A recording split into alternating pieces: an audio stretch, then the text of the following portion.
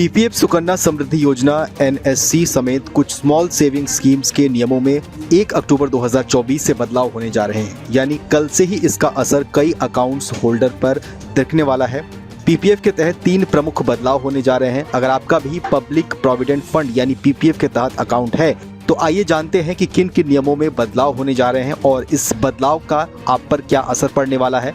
दरअसल पिछले महीने वित्त मंत्रालय के आर्थिक मामलों के विभाग ने पोस्ट ऑफिस के जरिए खोले गए मौजूदा सार्वजनिक भविष्य निधि खातों यानी पीपीएफ को सुव्यवस्थित करने के लिए नए दिशा निर्देश जारी किए थे। पीपीएफ नियमों में ये बदलाव 1 अक्टूबर 2024 से प्रभावी होंगे। जो नाबालिगों के नाम पर खोले गए पीपीएफ खातों, कई पीपीएफ अकाउंट्स और डाकघर के माध्यम से राष्ट्रीय बचत योजनाओं के तहत अनिवासी भारतीयों यानी एनआरआई द्वारा पीपीएफ अकाउंट के विस्तार से संबंधित है।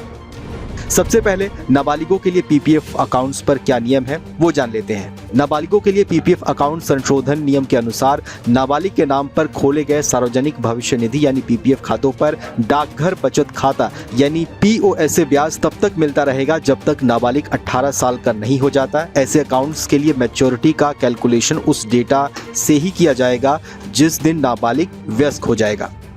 एक से ज्यादा पीपीएफ अकाउंट्स पर क्या नियम होंगे। निवेशक द्वारा किसी भी डाकघर या एजेंसी बैंक में चयनित प्राथमिक पीपीएफ अकाउंट पर योजना दर के अनुसार ब्याज मिलेगा, बशर्ते कि जमा राशि वार्षिक अधिनियम सीमा से अधिक नहीं होनी चाहिए। अगर दूसरे अकाउंट्स में शेष राशि है तो उसे पहले अकाउंट के साथ कॉन्सोलाइड कर दिया जाएगा, यानी इस अकाउंट के तहत जमा पैसे पर ब्याज नहीं दिया जाएगा, सिर्फ प्राथमिक अकाउंट पर योजना के तहत ब्याज मिलेगा। प्राथमिक और दूसरे खाते के अतिरिक्त किसी भी अतिरिक्त खाते पर खाता खोलने की तिथि से 0% ब्याज दर मिलेगा। अब जानते हैं कि एनआरआई के लिए पीपीएफ अकाउंट पर क्या नियम होंगे।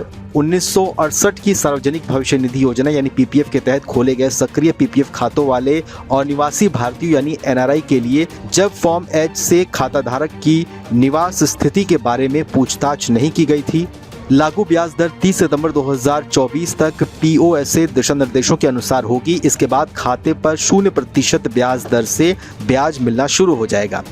पीपीएफ योजना की कुछ खास बातों के बारे में आपको बताएं तो पब्लिक प्रोविडेंट फंड यानी पीपीएफ केंद्र सरकार की लोकप्रिय योजनाओं में से एक है।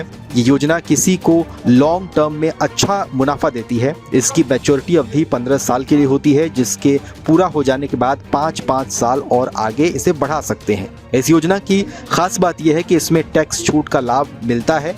इसमें प्राप्त ब्याज दर पर कोई टैक्स नहीं लगता। साथ ही कोई भी भारतीय नागरिक इस योजना के तहत अकाउंट खुलवा सकता है।